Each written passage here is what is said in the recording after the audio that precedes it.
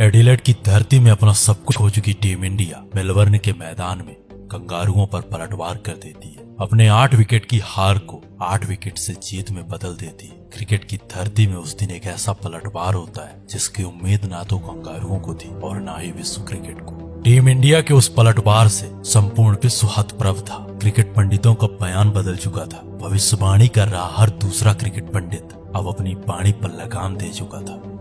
जिस तरह उन्होंने लम्हा डाल के मारा है इसको, हिंदुस्तान को, जिसे कहते हैं लम्हा डाल के लटा के, जिसे कहते हैं पंजाबी ज़बान में लम्हा डालना कहते हैं। आज हिंदुस्तान ने घुटने टेक दिए और दिखा दिया ऑस्ट्रेलिया ने कि वो क्या केपेबल हैं। हिंदुस्तान जीता क्यों है? काफी सोचने के बाद मेरी बात में ये समझ आई कि आज हिंदुस्तान अपनी इन्वेस्टमेंट की वजह से जीता है। एडिलेड टेस्ट मैच का तीसरा ही दिन भारत के लिए एक स्टैटिस्टिकल नाइटमेयर होगा। पॉजिटिव इंटेंट नहीं दिखी और फिर इस बैटिंग लाइनअप की शायद पहुंच ही इतनी है कि आपको डिसअपॉइंट कर सकती है। के प्लेयर्स थ्रू इंजरीज अवेलेबल नहीं थे, बेंच स्ट्रेंथ को आजमाने की जरूरत पड़ी। इन सब सिचुएशंस को सामने रखते हुए फिर भी भारत ने हिम्मत नहीं हारी। उस 36 ऑल आउट के बाद जो जख्म मिला, उसके बाद ये खड़े हुए और सीखे।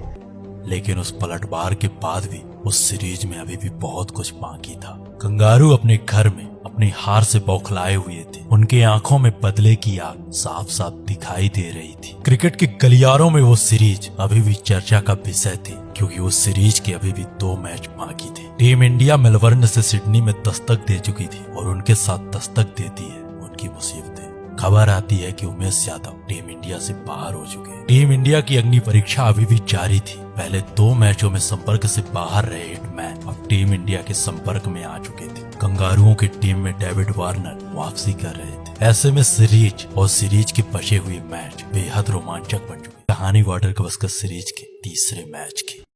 मैच का पहला दिन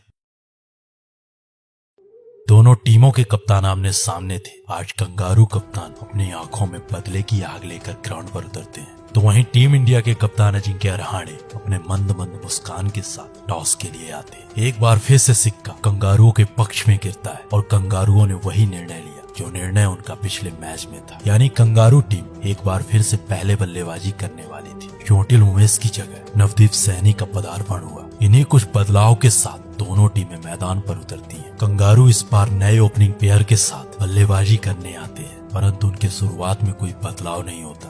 पिछले मैच की तरह इस मैच में भी उनका पहला विकेट मैच 6 रनों के स्कोर पर गिर जाता है। जब टीम में वापसी कर रहे डेविड वार्नर कुछ खास कमाल नहीं कर पाते, लेकिन दूसरे विकेट के लिए लाभ हुसैन और बिल ने 50 रनों की बेहतरीन साझेदारी निभाई। इन दोनों की साझेदारी टीम इंडिया के लिए अब सरदर्द बन चुकी थी। देखते ही देखते ये साझेदारी अब 100 रनों की हो चुकी थी। बिल का अर्धशतक बन चुका था। कप्तान रहाणे के चेहरे में निराशा साफ साफ दिखाई दे रही थी। तभी सीरीज का पहला मैच खेल रहे नवदीप सैनी ने कंगारुओं के दूसरे विकेट का पतन किया। बिल ने 110 गेंदों में 62 रनों की बेहतरीन पारी खेली, लेकिन टीम इंडिया के सर से अभी भी खतरा कम नहीं हुआ था, क्योंकि टेस्ट क्रिकेट की दुनिया के 2 बेहतरीन बल्लेबाज क्रिकेट की धरती में अपने बल्ले से जौहर दिखा रहे थे। देखते ही देखते लाभ हुसैन ने अपना अर्धशतक पूरा किया। अब दोनों बल्लेबाजों की बल्लेबाजी टीम इंडिया के लिए परेशानी का विषय थी। दिन का खेल खत्म होते होते कंगारुओं ने 166 रन बना लिए थे और टीम इंडिया के खाते में थे सिर्फ 2 विकेट। तीसरे मैच का पहला दिन पूरी तरह कंगारुओं के पक्ष में रहा। अब बारी थी दूसरे दिन की।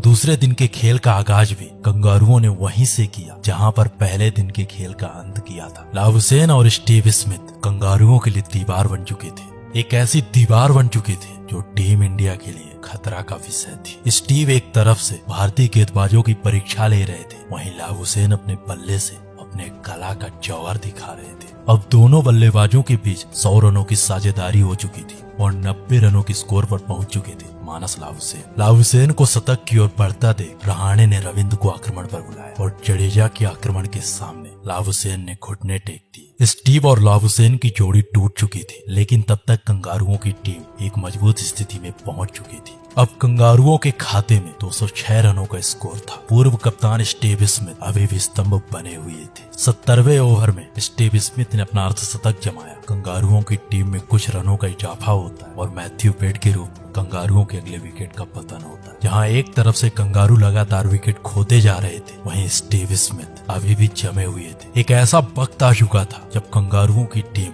255 रनों में अपने 6 विकेट खो चुकी थी, लेकिन कोई भी दूसरा बल्लेबाज स्टीव का साथ देने को तैयार नहीं था। 297 रनों पर 7 विकेट हो चुके थे। स्टीव ने उस सीरीज का पहला और अपने करियर का 27वां शतक जमाया। आखिर में स्टीव के रनआउट के साथ कंगारुओं के आखिरी विकेट का पतन होता है। पूरी कंगारू टीम 338 रनों पर सिमट चुकी थी। 338 रनों का पीछा करने उतरी टीम इंडिया मैदान में नए ओपनिंग पेयर के साथ उतरती है। इस बार टीम इंडिया की तरफ से क्रिकेट का हिटमैन और शुभमन गिल उतरते हैं। इन दोनों भारतीय बल्लेबाजों से इंडियन क्रिकेट प्रशंसकों को भारी उम्मीद थी। दोनों ने शुरुआत में कंगारू गेंदबाजों का सम्मान किया और देखते ही देखते रोहित और गिल ने 70 रनों की साझेदारी कर डाली। रोहित शर्मा हेजलवुड का शिकार होते हैं और थोड़ी देर बाद गिल भी अपने टेस्ट क्रिकेट करियर का पहला अर्धशतक जमा देते हैं। दिन का खेल खत्म होते होते टीम इंडिया 96 रनों पर अपने दोनों ओपनर्स को खो चुकी थी। टीम इंडिया की ओर से कप्तान अजिंक्य रहाणे और टेस्ट क्रिकेट की दीवार चेतेश्वर पुजारा बल्लेबाजी कर रहे थे। दूसरे दिन का खेल टीम इंडिया के पक्ष में रहा। अब बारी थी तीसरे दिन के खेल की और देखना था कि तीसरे दिन का खेल किसके पक्ष में जाने वाला है।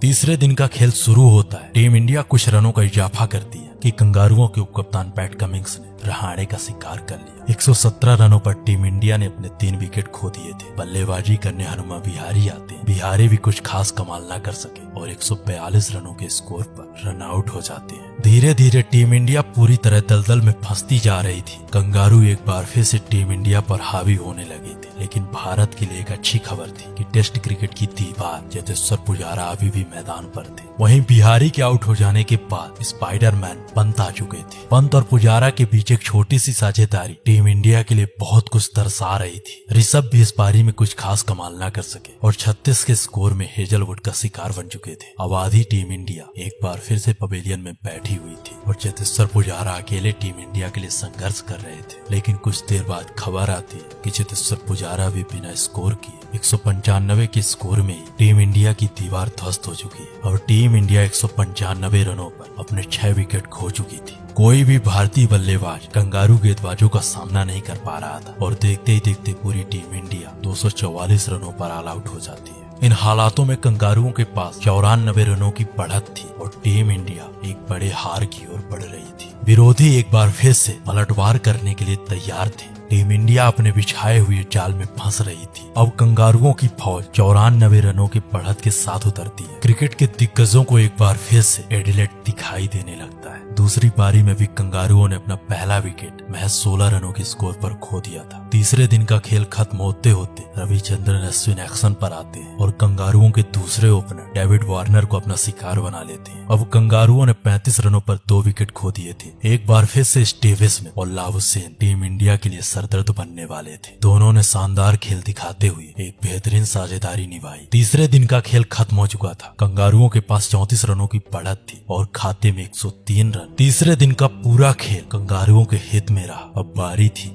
चौथे दिन की।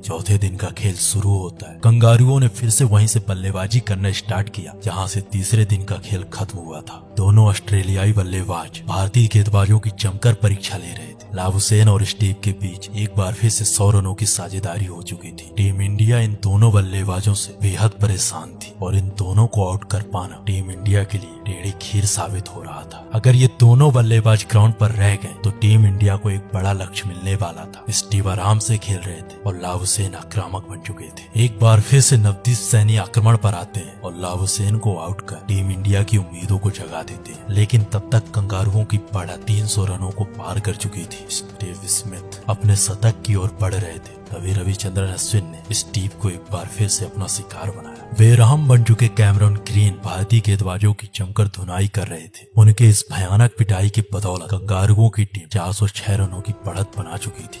दिन का दूसरा सेशन खत्म हो चुका था और दूसरा सेशन खत्म होने के बाद कंगारुओं ने अपनी पारी घोषित कर दी। टीम इंडिया को तीसरा मैच जीतने के लिए 407 रनों का लक्ष्य मिला। ये लक्ष्य कंगारुओं के घर में किसी भी परिस्थिति में कम नहीं था, परंतु टीम इंडिया भी हर परिस्थिति में इस मैच को जीतना चाहती थी, क्योंकि एडिलेड के हार के बाद टीम इंडिया अब नहीं हारना चाहती थी। टीम इंडिया की ओर से रोहित शर्मा और गिल ने एक शानदार शुरुआत दी। दोनों ने आक्रामक अंदाज में बल्लेबाजी करते हुए मैच 20 ओवर में 70 रन जोड़ डाले। गिल अपना शानदार खेल दिखा रहे थे, वहीं हिटमैन अपने आक्रामक अंदाज में बल्लेबाजी कर रहे थे। एक बार फिर से अच्छी शुरुआत के बाद टीम इंडिया ने बैक टू बैक अपने 2 विकेट खो दिए। अब टीम इंडिया का स्कोर 92 पर 2 विकेट हो चुका था और क्रीज पर नई जोड़ी थी कप्तान अजिंक्य रहाणे और टीम इंडिया के दीवार चेतेश्वर पुजारा। इन दोनों से टीम इंडिया को भरपूर उम्मीदें थी। चौथे दिन का खेल खत्म हो चुका था। कंगारू टीम इंडिया से महज 309 रन आगे थे। टीम इंडिया 99 पर अपने 2 विकेट खो चुकी थी और मैच जीतने के लिए टीम इंडिया के पास 8 विकेट बाकी थे। संपूर्ण विश्व की निगाहें उस टेस्ट मैच के 5वें दिन पर आ टिकी थी। पूरी दुनिया ये नहीं समझ पा रही थी कि टीम इंडिया ये मैच जीतने के लिए जाएगी या फिर मैच को ड्रा कराने के लिए। 5वें दिन का खेल शुरू होता है। कप्तान अजिंक्य रहाणे और चेतेश्वर पुजारा अपने इरादों के साथ मैदान पर उतरते हैं। अजिंक्य रहाणे कुछ खास कमाल न कर सके और नाथन लायन का शिकार बन गए। रहाणे के विकेट के साथ टीम इंडिया की उम्मीदें भी जा रही थी। क्रिकेट का हर पंडित ये मान चुका था कि टीम इंडिया के लिए मैच बचा पाना लगभग नामुमकिन है, क्योंकि 5वें दिन कंगारू गेंदबाजों के 90 ओवर्स को खेल पाना टीम इंडिया के लिए मील का पत्थर साबित होने वाला था। लेकिन उस दिन क्रिकेट की धरती में एक फैसला लिया जाता है। ऋषभ पंत को हनुमा विहारी से पहले बल्लेबाजी करने को भेजा जाता है। ये निर्णय संपूर्ण क्रिकेट पंडितों की समझ से बाहर था। कोई भी क्रिकेट का पंडित ये नहीं समझ पा रहा था कि टीम इंडिया मैच बचाने के लिए जा रही है या फिर मैच हारने के लिए। ऋषभ पंत जब बल्लेबाजी करने आते हैं, टीम इंडिया एक बेहद दर्दनाक स्थिति में होती है और एक बार पंत ने बल्ला संभाला तो कुछ मिनटों बाद कंगारुओं को समझ आ चुका था कि ये मैच हमारे लिए बचाना बेहद मुश्किल है। जो तकलीफ टीम इंडिया को हो रही थी, ऋषभ पंत की बल्लेबाजी के बाद वही दर्द वही तकलीफ कंगारू महसूस कर रहे थे। जो जीत टीम इंडिया से दूर जा रही थी, वही जीत अब कंगारुओं से दूर दिख रही थी। ऋषभ पंत ने कुछ मिनटों में सब कुछ बदल के रख दिया। ऋषभ ने महज 60 गेंदों में अपना अर्धशतक पूरा किया। ऋषभ का विस्फोटक रूप देखकर कंगारू सहम चुके थे। टीम इंडिया में जीत की उम्मीदें जाग उठी थी और कंगारू भी समझ चुके थे कि ऋषभ पंत के रहते हुए इस टेस्ट मैच को जीत पाना हमारे लिए नामुमकिन ही नहीं, असंभव होने वाला है। कंगारुओं की पूरी फौज ऋषभ के आक्रमण से भयभीत हो चुकी थी। पंत और पुजारा ने 100 रनों की साझेदारी निभाई। भारतीय टीम का जो स्कोर 102 रनों पर 3 विकेट था, वही स्कोर 202 रनों पर 3 विकेट हो चुका था। सिडनी जीतने के लिए टीम इंडिया को महज 205 रनों की जरूरत थी, लेकिन 250 रनों के स्कोर पर पंत का ये प्रयास असफल रहा। 250 रनों के स्कोर पर टीम इंडिया अपने 4 विकेट खो चुकी थी। लेकिन टीम इंडिया को झटका तब लगता है जब 88वें ओवर में चेतेश्वर पुजारा अपना विकेट खो देते हैं। चेतेश्वर पुजारा हेजलवुड का शिकार बन चुके थे। पुजारा के आउट होते ही टीम इंडिया की उम्मीदें ध्वस्त हो चुकी थी। मैच में अभी भी 36 ओवर फेंके जाने थे और टीम इंडिया को जीत के लिए 132 रनों की जरूरत थी। लेकिन टीम इंडिया की मुश्किलें थमने का नाम नहीं ले रही थी। खबर आती है कि रविंद्र जडेजा आज बल्लेबाजी करने नहीं आ पाएंगे।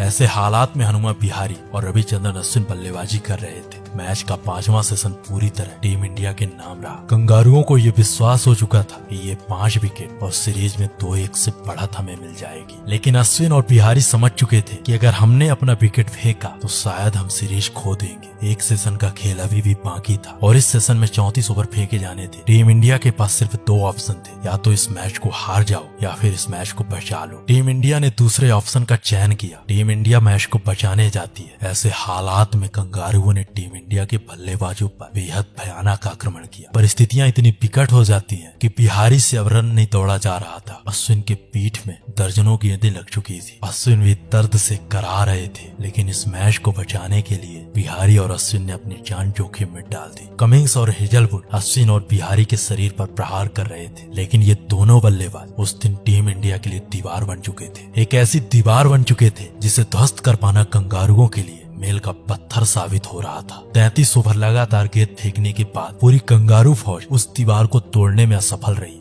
भारत के उन दोनों बल्लेबाजों ने जमकर कंगारुओं से लोहा लिया और तीसरे टेस्ट मैच को बचा लिया। हनुमा विहारी ने उस दिन 161 गेंदों का सामना किया। वहीं अश्विन ने 139 गेंदों में 39 रनों की पारी खेली। इस मैच में महत्व रन का नहीं, ज्यादा से ज्यादा गेंद खेलने का था। अंत में कंगारू कप्तान टिम पेन ने मैच को ड्रॉ पर घोषित कर दिया। टीम इंडिया के इन दोनों बल्लेबाजों का ये समर्पण देखकर संपूर्ण विश्व टीम इंडिया की ताकत से भयभीत हो चुका था। अब ऐसे हालातों में बचा था इकलौता और आखिरी टेस्ट मैच। अगर उस टेस्ट मैच की कहानी आप हमारी आवाज में सुनना चाहते हो तो नीचे कमेंट बॉक्स पर यस लिख कर जाइएगा।